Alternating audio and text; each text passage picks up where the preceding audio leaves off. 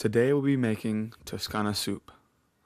Start off by a half a kielbasa or 3 links sweet Italian sausage, 2 medium baking potatoes, 2 to 3 slices bacon diced, 3/4 cup onions diced, 1 medium to large garlic clove minced, 2 cups chicken broth or 4 cups water with 2 tablespoons chicken base, and a half a cup whipping cream.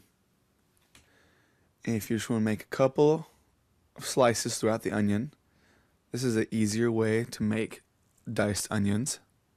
Turn it halfway and go the exact opposite. You want to make a crisscross pattern.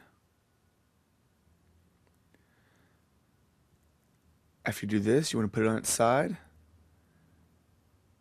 and start dicing away. Make sure not to get your fingers.